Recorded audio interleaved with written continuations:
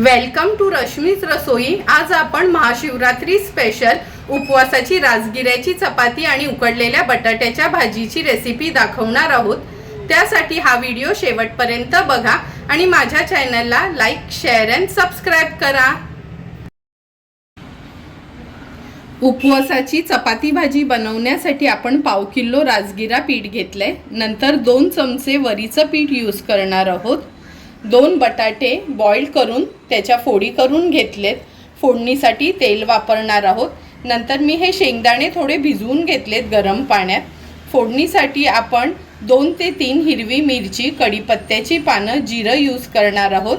चवीप्रमाणे साखर, नंतर खोबऱ्याचं खीस घेतलाय म्हणजे खवलेलं ओलं खोबरं 2 चमचे आणि चवीप्रमाणे मीठ यूज करणार आहोत।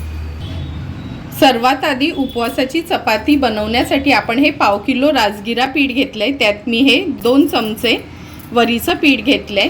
व्यवस्थित मिक्स करून घेऊया। तुम्हाला हवं असेल तर तुम्ही मीठ देखील घालू शकता। आणि सर्वांनाच माहिती आहे की राजगिऱ्याच्या पिठाला जास्त मेळ नसतं म्हणजे चिकटपणा नसतो। त्यामुळे पाणी घालताना अगदी थोडं थोडं करूनच पाणी घालून पीठ मळून घ्यायचे। हे बघा, सुरुवातीला मी अर्धा ग्लासच पाणी यूज केले पाव किलो पिठासाठी। आता व्यवस्थित हे पीठ आपण मळून घेणार आहोत।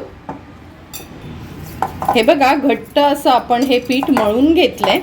आता एक 5 मिनिटासाठी हे पीठ असंच मुरायला ठेवणार आहोत आणि थोडंसं पाणी त्याच्यावर मी शिंपडून घेते म्हणजे चांगलं सॉफ्ट होईल।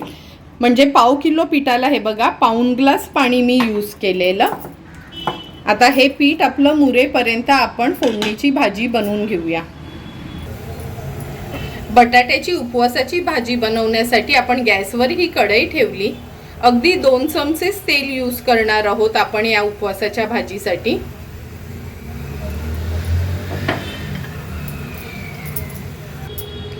तेल गरम झाले। आता यात मी हिरवी मिरची घालते फोडणीला। मी ह्या 3 हिरव्या मिरच्या घेतल्या। तुमच्या तिखटीप्रमाणे तुम्ही मिरची यूज करू शकता। नंतर कढीपत्त्याची पानं, मिरची आणि कढीपत्ता छान तेलावर परतून झाला की ह्यात आपण अर्धा चमचा एवढं जिरं घालणार आहोत। फोडणी छान तेलावर आपल्याला परतून घ्यायची आहे। हे बघा, जिरं पण छान तडतडलंय। आता ह्यात आपण हे भिजवलेले शेंगदाणे टोटली ऑप्शनल आहेत। शेंगदाणे पण एकदा तेलावर परतून घेऊया।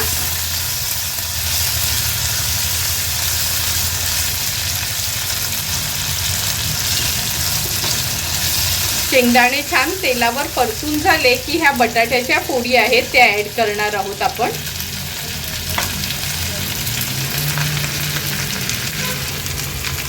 आता ह्यात चवीप्रमाणे मीठ आणि साखर तुम्ही ह्या उपवासाच्या भाजीत आवर्जून घाला। मी 1 चमचाभर साखर घेतली आहे 2 मोठ्या बटाट्यांसाठी। आता ही भाजी तेलावर आपण छान एकजीव करून घेऊया म्हणजे शेंगदाणे आणि मिरचीचा पण तिखटपणा त्याला चांगला येईल। हे बघा, बटाटे छान ह्या फोडणीमध्ये मिक्स करून झालेत। आता गॅसची फ्लेम लो करते आणि 1-2 मिनिटासाठी ह्याला आपण वाफ काढून घेऊया। 2 मिनिटं झालीत, झाकण काढून घेऊया। हे बघा, सुंदर अशी आपली ही बटाट्याची भाजी रेडी झाली आहे। आता ह्यात मी खवलेलं ओलं खोबरं थोडं स्प्रिंकल करते आणि गॅसची फ्लेम स्विच ऑफ करते आणि आता आपण उपवासाच्या चपात्या बनवायला सुरुवात करूया। भाजी होईपर्यंत हे बघा आपलं पीठ पण छान मुरलंय। आता हे मिक्स करून घेऊया व्यवस्थित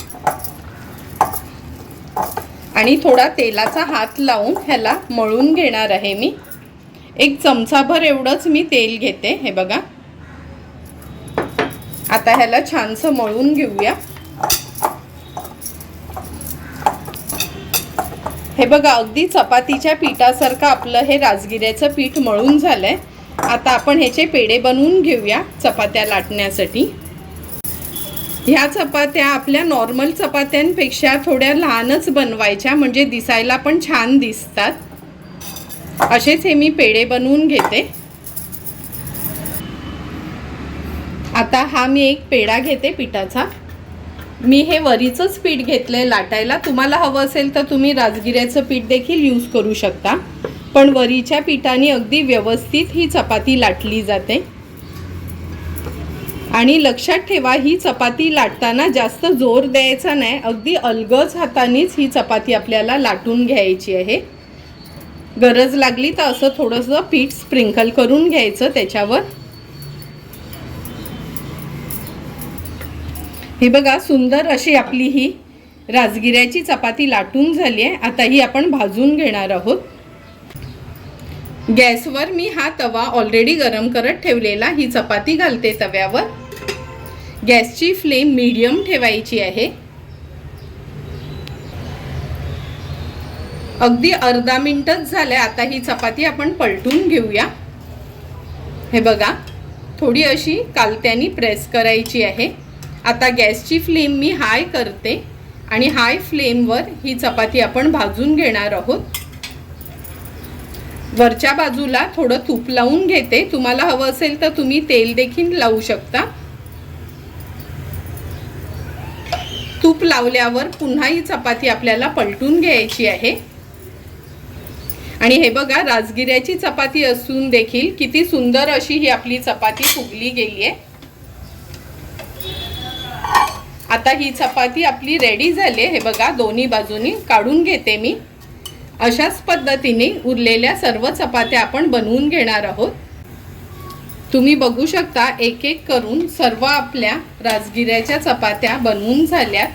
आता ह्या चपात्या मी सर्विंग प्लेटमध्ये सर्व करून घेते.